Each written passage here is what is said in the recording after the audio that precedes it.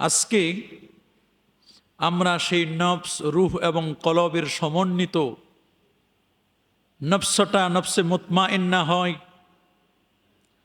কলবটা কলবে সালিম হয়, যে নিয়ামতের দ্বারা সেই নিয়ামতের যে দৌলত বা সেই নিয়ামতটি সেটি হচ্ছে ঈমান। বলেন তার নাম কি?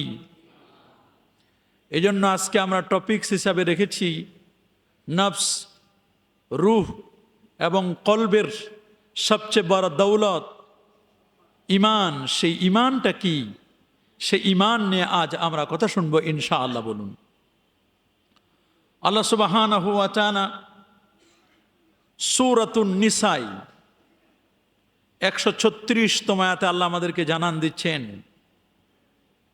ইয়া আইয়ুহাল্লাযীনা আমানু, হে ঈমানদারগণ, হে মুমিনগণ, আমিনু বিল্লাহি ওয়া রাসূলি, তোমরা ঈমান আনো আল্লাহ এবং তার রাসূলের উপর, ওয়াল কিতাবিল্লাযী, এবং সেই কিতাবের উপর, আল্লাযী নাযালা আলা রাসূলি, যে কিতাব তার রাসূলের উপর তিনি নাজিল করেছেন। আল্লাহ সুবহানাহু ওয়া তাআলা এখানে তিনি ঈমানদারদেরকে ঈমান আনতে বললেন। খুব খেয়াল করে শুনবেন, ঈমানদারদেরকে আল্লাহ পাক রব্বুল আলামিন ঈমান আনতে বললেন। ঈমান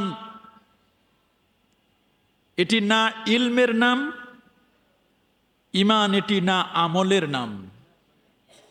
ঈমান হচ্ছে কেবলমাত্র রাসূলুল্লাহ সাল্লাল্লাহু আলাইহি ওয়াসাল্লামার মাহাব্বত এবং আদবের নামই হচ্ছে ঈমান। সুবহানাল্লাহ বলেন। ঈমান না ইলম, জ্ঞানের নাম, ঈমানটা না কোনো আমলের নাম। ঈমান কেবলমাত্র নবীজির মহব্বত এবং আদবের নাম। সুবহানাল্লাহ। কোরআন মাজিদের সূরাতুন নিসার 136তম যে আয়াতটি, এখানে আল্লাহ সুবহানাহু ওয়া তাআলা আহলে ঈমানদার, যারা আহলে ঈমান, ঈমানদারদেরকে আল্লাহ তাআলা সম্বোধন করে বলেছেন, ইয়া আইয়ুহাল্লাযীনা আমানু, হে ঈমানদারগণ, আমিনু, তোমরা ঈমান আনো। আল্লাহ ঈমানদারদেরকে ঈমান আনতে বললেন। সুবহানাল্লাহ বলেন। কথাটা কেমন লাগে না? ঈমানদারদেরকে আল্লাহ তাআলা ঈমান আনতে বললেন। এই ঈমান আনা এবং ঈমান আনার নির্দেশ ঈমানদারদেরকে আল্লাহ পাক রব্বুল আলামিন দিচ্ছেন। বেঈমান কাফেরদের লোকদের এটি দেওয়া হবে না। যারা ঈমান থেকে বঞ্চিত বা কুফরির হালতে আছেন, ঈমানের মতো এই মহান দৌলতটি লাভ করেননি, তাদেরকে আল্লাহ তাআলা এই ঈমান আনার নির্দেশ দেন নাই। আল্লাহ বলেন নাই কাফেরদেরকে যে তোমরা ঈমান আনো। আল্লাহ বলেন নাই মুশরিকদেরকে তোমরা ঈমান আনো। আল্লাহ বলেন নাই মুনাফিকদেরকে তোমরা ঈমান আনো। আল্লাহ বলছেন, হে ঈমানদারগণ, তোমরা ঈমান আনো। কঠিন কথা। এক ঈমান হলো যার নির্দেশ আল্লাহ কাফেরদের জন্য দিয়েছেন, যে হে কাফেরের গোষ্ঠী তোমরা ঈমান আনো। আর একটা ঈমান হলো যার নির্দেশ আল্লাহ মুসলমানদের জন্য দিয়েছেন, যে তোমরা ঈমান আনো। তাহলে কাফেরদের জন্য যে ঈমান আনার কথা বলেছেন, সেটা কাফেরদের টপিকস। যখন কাফেররা থাকবে, কাফেরদের কোনো মজলিসে যখন আমরা আলোচনা করব, তখন ওদেরকে বলবো। কিন্তু আজকে যেহেতু আমরা সবাই মুমিন, আল্লাহ মুমিনদেরকে ঈমান আনার কথা বললেন। কি বুঝাইলেন আল্লাহ মুমিনদেরকে ঈমান আনার ব্যাপারে?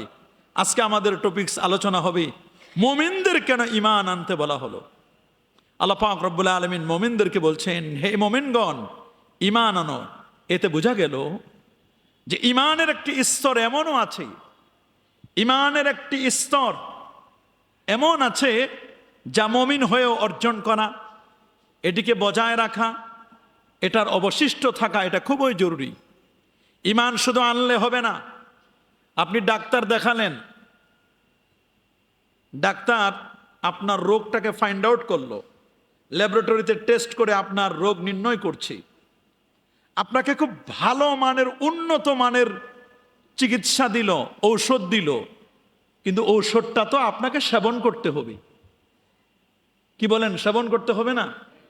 আপনাকে অনেকগুলো ঔষধ দিয়েছে, আপনি ঔষধগুলো যদি সেবন করেন তবেই না আপনার রোগ ভালো হবে।